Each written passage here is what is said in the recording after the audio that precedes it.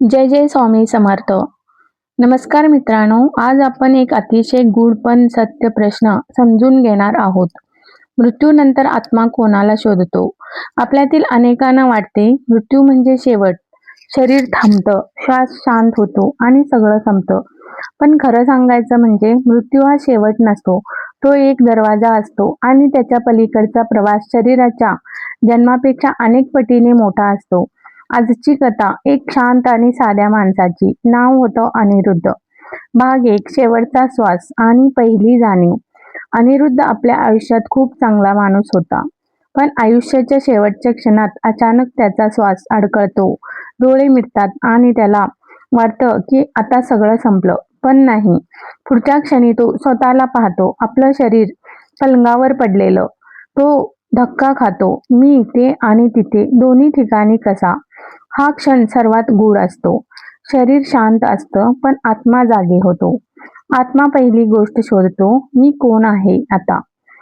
भाग 2. आत्म्याचा हलका भार आणि आठवणींचा वेग.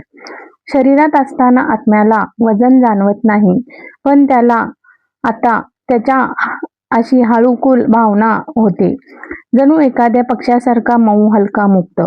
आत्मा आसपास पाहतो. प्रत्येक आठवण, प्रत्येक दुःख, आनंद, प्रेम सगळं एका क्षणात वेगानं त्याच्या समोरून जातं आणि एक विचार उदयाला येतो, मी कोणाला मागे सोडून चाललो आहे?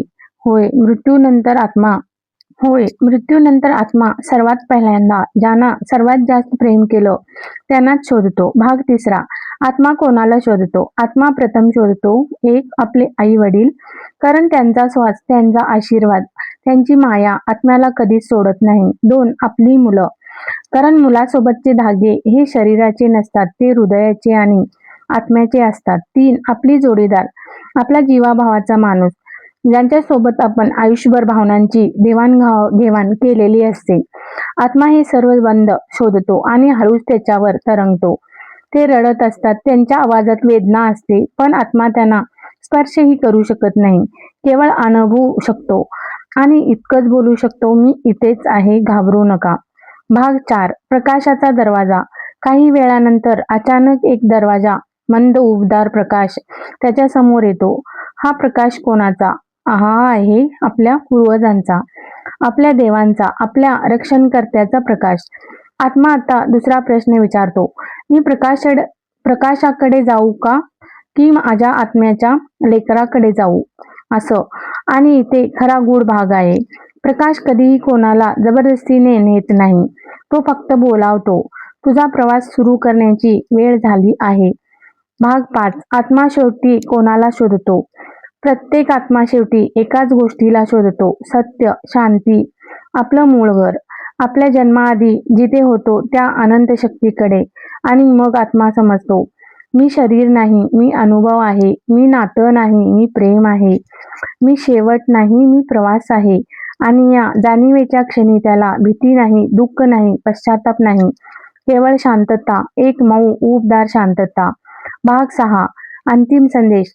प्रकाशात विलीन होताना आत्मा शेवटची गोष्ट सांगते, आपल्या मृत्यूनंतर हरवत नाही, आपण फक्त बदलतो.